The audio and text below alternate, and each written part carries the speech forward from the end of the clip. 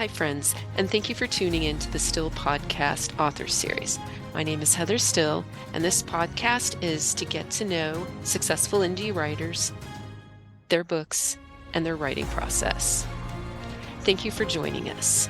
If you like what you hear and what you see, please follow us, subscribe, follow the links, leave a comment. We'd love to hear from you. And tune in next time.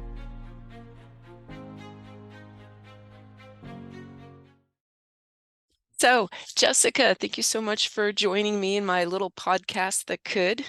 We'll see where it goes with my author series, my indie author series. So I'm really excited. It's gonna be awesome. And I got to tell you, thank you so much. I loved looking through your book. I have it, and the blue green screen, it was there for a second. It's here. And what an amazing book. And you sent me a link to a podcast you were on. It had sweet in it. The Sweetest Little Life. The Sweetest Little Life. Thank you so much. I listened to it. I loved her voice. Her voice was super relaxing. I'm like, she could probably do those sleep meditations really well. But I just Yeah. thought that was wonderful, and I couldn't find it. So I'll also add the link to that because you go into depth about your book, which I really liked. But right now, I'd like to just learn more about you, Jessica, the writer. Awesome. Thank you so much, Heather. I'm really honored to be here and I really appreciate you having me on. Jessica the writer, I think that is a journey for every writer. Like it starts when we're young and we create stories and life kind of gets in the way along some point, and then hopefully we come back to it if it's meant to be. And that's how I feel about my writing journey, is just that I came back to it. I continue to come back to it, and I continue to write over the years, some fiction, some nonfiction. And here I am today. I feel like my true calling right now at this moment is not only to share my own words, but to help other people share their words. And that's why I created the First Moon Manual. It's a compilation of other people's work and also mine together, and it just allows people to have a platform where they can share their knowledge and their support and their empowerment. So I'm really excited about that. I love how you say that writing is this journey that we come back to, right? I was a big writer in high school, and then when I went to college, I wasn't brave enough to pursue that as my major. I got my degree in resort and lodging management instead. And here I am now teaching English and becoming a writer. But I also think of my niece. She's 19, and I know she was big into writing a few years ago. And I'm wondering, is she still writing? I have every confidence she's going to return to writing. So I love that part of the journey. Yeah, I think sometimes, especially college, kind of takes away that love of writing because you have to do so many essays, right? You have to do like kind of serious things, and you're not able to delve into creative all the time. That being said, I did take some really great lit classes in college, and I was able to do some of my creative writing. It was really fantastic. So sometimes life just gets in the way, right? And I don't know how you were, but when I was growing up, writing wasn't an option. I mean, it wasn't an option until I stumbled upon 20 books to 50K, right? Like when I stumbled into that group, I finally saw that writing could be like a viable career choice for someone, and not only was it a viable career choice, but it's something that I got to control, and that was really exciting for me. Right. And now I saw that you were an educator at one point. Um, I'm curious, like, how long ago was that? I just resigned my position last year in Okay. June. So um, I was many things in my life. I've called myself a Renaissance woman. I do several things all the time, um, from owning my own businesses to working for family businesses, and and writing, and all kinds of things. So part of my journey took me through education. We were right in the middle of the recession back around 2010. My family owned a gravel business where they helped housing people put gravel below like the foundations in Utah.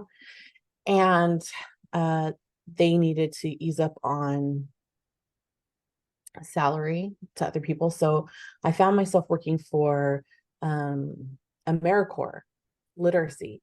And I was tutoring literacy and kind of running their tutoring program. I fell so in love with it and the students that I went back to school. I had already had my bachelor's in journalism and communications with a minor in technical writing.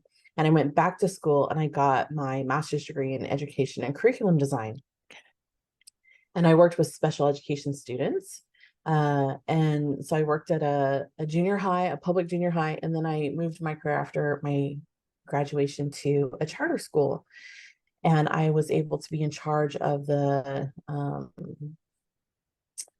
group of kids who were kind of a little more severely disabled cognitively, but Hmm. not physically.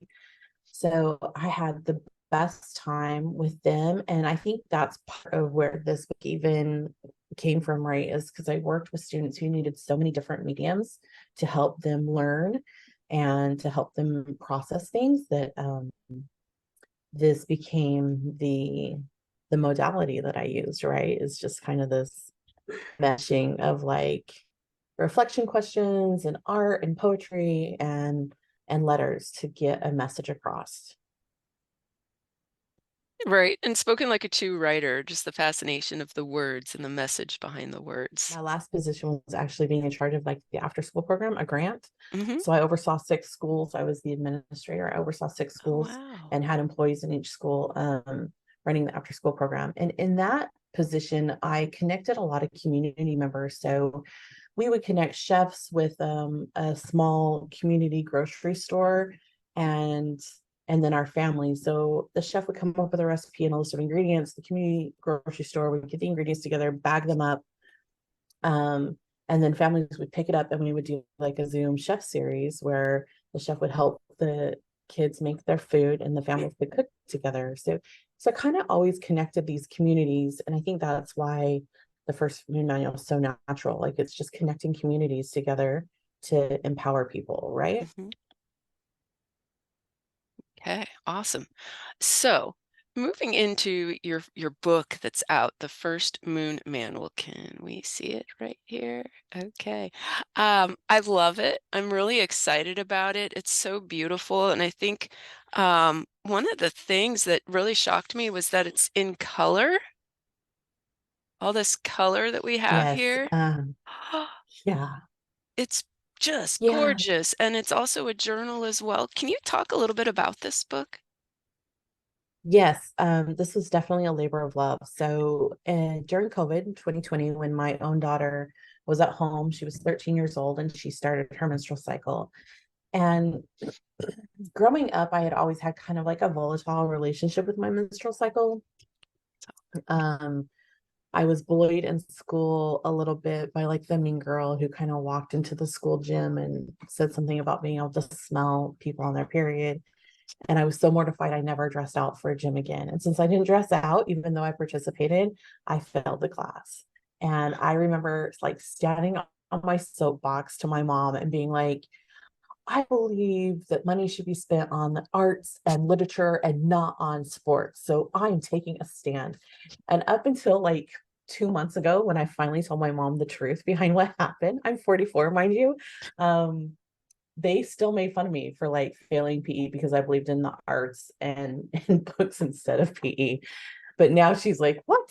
What do you mean you were bullied? So, it just kind of like my mom was great. I think that I just had like a thought of what might be said or maybe even some shame around it anyways, and I didn't want to talk about it. That kind of turned into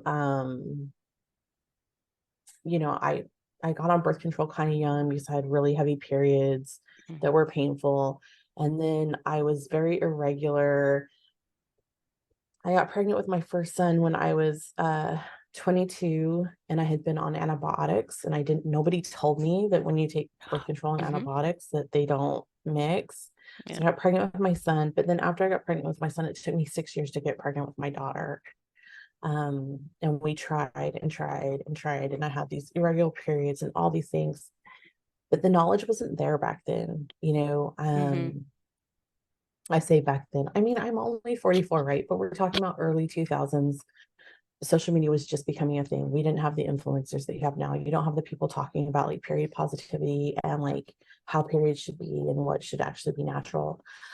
So I kind of was alone on this journey, and I remember just hating my period. And so when my daughter turned 13, I wanted her to have a much better relationship with her period. I wanted her to um, love a piece of herself. And I kept thinking, like, we keep saying negative things about periods. We keep calling it a rag and complaining about it. And if we're doing all these things, then how can she love her whole body? And then Mm-hmm. it made me reflect on myself, like how can I love my whole body if I didn't love my period? So I reached out to family and friends. It was during COVID, so we couldn't have like an actual celebration. I reached out to family and friends and asked them for letters of advice or support or whatever they felt called to do. And as those letters started coming in and we started reading them, and mind you, my daughter's 13, we started reading them and both of us are in tears. Like, Mm-hmm. we're just like, oh my gosh, like this self love, this empowerment that you get from women who are experienced, you know, is is magical, right? And at that moment, I knew that I wanted every young girl to feel this way. So Mm-hmm. I started to reach out across like Instagram and ask people for letters. And I asked business owners and I asked coaches and I asked entrepreneurs and I asked moms and I asked teachers. And what came forth was just this beautiful work of art that you're holding in your hands, right? Yes. Just this beautiful compilation of supportive words and love from women across the nation. And it just ended up being really amazing. And as I started to compile it, I did get an editor who helped. I had everything in there. I designed each letter based on the person's personality or how I kind of saw them. And I had it kind of in just a bunch of pages. And the editor went through and she put all the pages in an order. And, you know, we formed the questions and I think she formed a lot of the reflection questions, but I knew that I wanted reflection questions Mm-hmm. and the just the creative spaces, like everything. It just ended up being like a really nice manual. Right. And I got it. I'm hoping it'll show up on my green screen. This here, right? We got, Yeah, nope, disappeared. There it is. I love this. It's the monthly moon cycle reflections, and it's gorgeous. And there's one for each month, and then you have the calendar in front.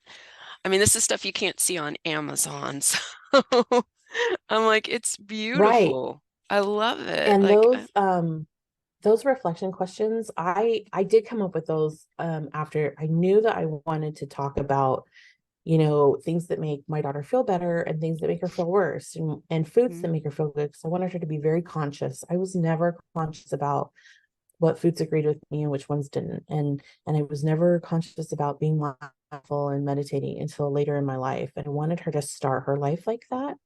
Um, and I wanted her to identify her emotions. Like what is she having to deal with in her emotion? Why is it hard, you know? mhm. But inadvertently, when I talked about any unusual pain, I knew that was an important question.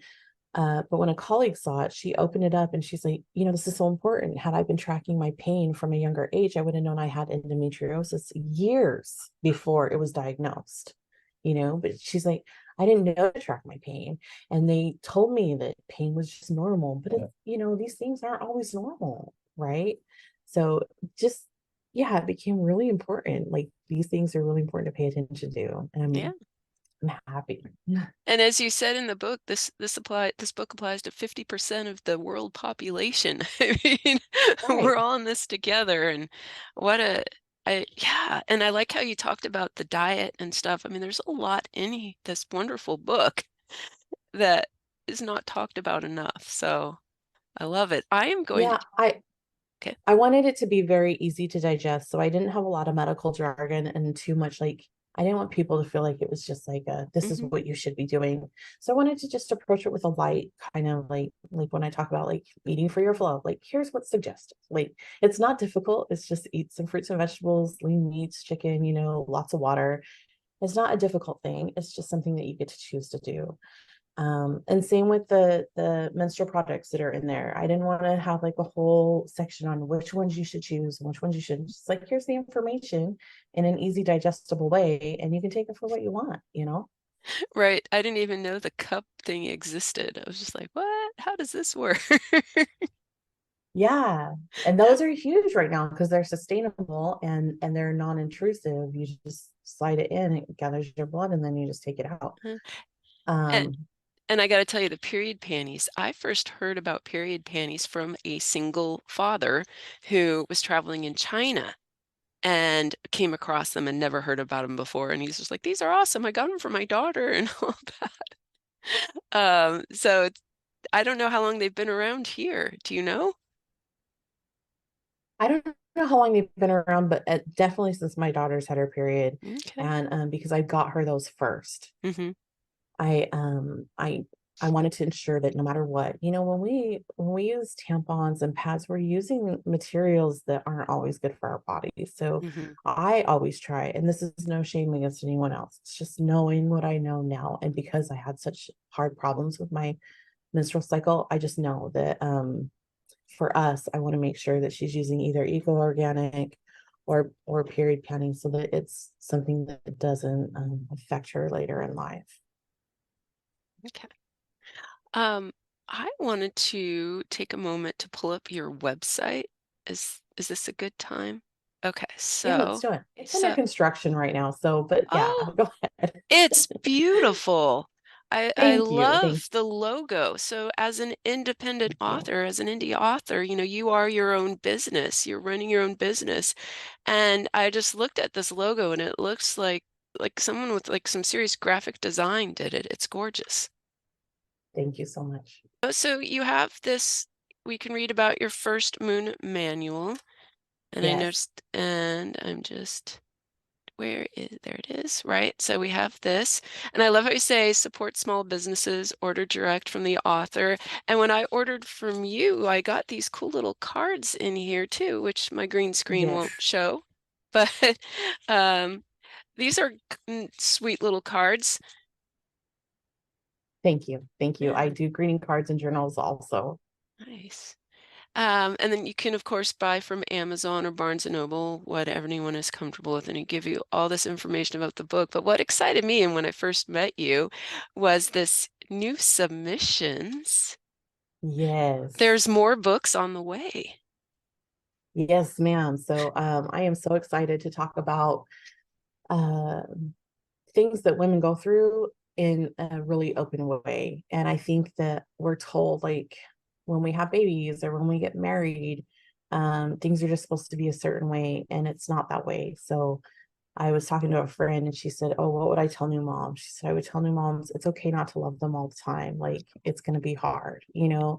Um, and I want to just really support women on all aspects. So through divorce, through menopause, embracing our sexuality. Like women have been shamed for so long when it comes to sex, and I want to make sure that we have a space that is created for women to really embrace who they are and their bodies.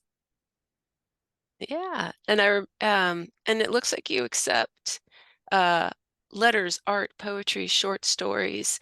Um, I'm a big essay writer. And I know you say the word essay and everyone thinks of those unpleasant ones you had to write for school. But of course, David Sedaris writes in essays and I love his books. And like there's a really, essays can be a lot of fun. Do you take those as well? Would love to take an essay. Yes. I think whatever feels relevant and you feel called to submit, and I know that whatever is right will come through the book, right? So that's what happened with the first moon manual. I have faith that that's going to happen for the rest of the manuals also. So it's going to be really beautiful. And essays are absolutely welcome. Okay, excellent. I'm going to share there. I just loved your website. It's beautiful. Thank you. Yeah. Thank you. And I am going to definitely submit some things for some of those categories. I Haven't appreciate that. written it yet, but is there any deadline, time limit on those?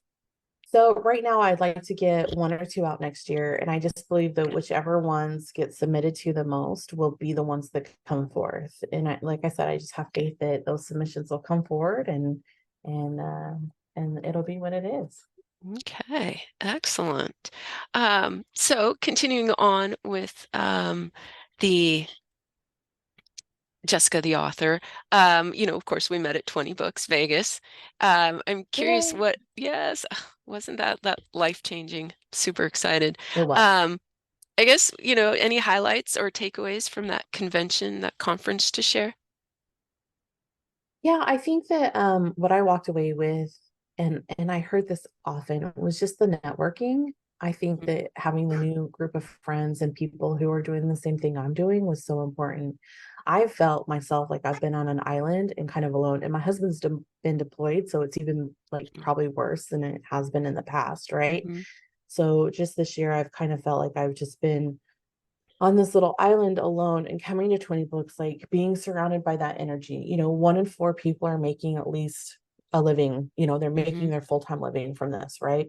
So just being surrounded by that energy and that kind of hope and that kind of like success is life changing already. Like I'm a big energy person. So I think just being around people like that was amazing, connecting with women, and then meeting people like Sasha Black, like holy cow, like it's that those things are life changing. And the people who were there were at the same coffee table as us. They were grabbing for the same water. They were grabbing those same cookies, right? Like it wasn't like they were separated.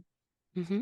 And I just think that the 20 books atmosphere of like everyone being included, everyone being important. It's not like well, these people are more important than you, so they're going to be sectioned off or, and it just felt like I was sitting in the same room and rubbing elbows with some of the people who are making six figures a month, which was, I just think that's life changing right there. Those are my big takeaways, is that it can be done, Mm-hmm. and and that people who have money and do it aren't so far above us that they're removed, right? They're sharing their information. It's an open thing and it's very friendly in this game. It's not a competition. Right. There's room for everyone. I just happened to ride down the elevator with Craig Martell at the very end. And Yeah. I was just like, oh, you're him. And all I could do was say, hey, do you want water? Because I had all those bottles of water I needed to get rid of. But he was just so friendly. He's like, no, we got plenty. Like, that's all I could So say. I got a scholarship to go from, I got the Kickstarter scholarship that was put up like 30 days before the event. And I just kind of was like, I'm going to go this year. This is it. So I kind of made a last minute decision, even though I'd been mulling it over for like 2 years. So, Okay. um, when I got there the first day, I caught Craig. Of course, I'm thinking like he doesn't have time to talk to me. So I'm just like, Craig, I just want to introduce myself. I'm Jessica. I got the Kickstarter, and he engaged me in conversation. As a matter of fact, I was so like, oh my gosh, trying to walk away, like I don't want to bother you, and he was like really like asking me engaging questions, like what do you want to get while you're here? Who do you need to meet? Who do you need to make your goal come true? And I was like, wow, this guy is like, he's just so real. It wasn't like, yeah, I'm too busy for you because I'm talking to these other important people, right? It was he took time, focused on me, and asked me some really important questions, and that led my whole week. Awesome. I know, I think one of my big takeaways was you don't have to do everything. Like, and they kept Yeah. in a lot of the sessions, they said that, like, you're going to learn about all these different things, Facebook ads, Amazon ads, TikTok, you just choose one, Yeah. right? Yeah. Follow what your strengths are and just choose one. Because I was like, my mind was blown by everything. Yes. So that was Yeah. definitely one of my takeaways. And I know you were asking about our simmering in our Facebook page, and I was like, ooh, I don't know where Yeah. to start. That was my thing. I had to let a lot of information simmer, and I know I need to go back and kind of pluck out what's really important from those, because you get overwhelmed sitting in those conferences. And that's another thing I love about 20 books is that they record all those conferences and then they're available. So they're available to us for a little while, but then they're available to everyone, Mhm. you know, and Oh, it's open information. So like they'll put them up on YouTube and everybody gets access to that information. And that's so important, right? It's mhm, important to be able to walk away from a conference. I mean, you're a teacher, you know what it's like to go to conferences. You go, you get some great ideas, but then implementing them and nobody checks up on you and all these things, right? mhm. So, Oh, absolutely. yeah, That's just too true. yeah. So now we have the information, we get to go back and visit it. So it's really great. Yeah, awesome. Well, any advice for new indie authors like me? I mean, I'm in the process of getting my first book published. Any Here's what advice? I've seen a lot of people do, and here's what I did for a long time is you sit on things because you think it's not perfect enough, but it doesn't have to be perfect. It just needs to get out there, right? Like Mhm. everyone just needs to put their stuff out there, and that's okay. And yes, you should get it edited. And yes, there should be Yes. some sort of polishing, right? But nothing's ever perfect. I mean, you can read through so many books and there's still like mistakes, right? There's still grammar Hmm. mistakes, there's still spelling mistakes, but there's also still I've read books that are really great and they've messed up the names. Like they put somebody's name in and it was supposed to be a different character. Like things Hmm. get messed up and that's okay. Just putting your stuff out there. Don't sit on it. Don't sit on it and wait because what are you waiting for? Right. Awesome. And that's exactly what I needed to hear. So thank you. Yes, Um, ma'am. Thank you so much for coming on like I said, my little podcast that could, the first of hopefully many. Well, I appreciate being on here, Heather. Thank you so much. Yeah. And just really quickly for the audio, can you just say your website, like where listeners can find you? Yes, it's JM Medellin. So it's my initials with my last name, which is always hard, but jmmedellin.com. But you can find me on Instagram at First Moon Manual. You can find me on TikTok at First Moon Manual or JM Medellin on both of those. So yeah, Excellent. that's Well, where I'll I'm at. also put that in the description so that I don't know if they'll be hyperlinked, but there'll be definitely the links down there. So excellent. Thanks so much for coming. Thank you, Heather.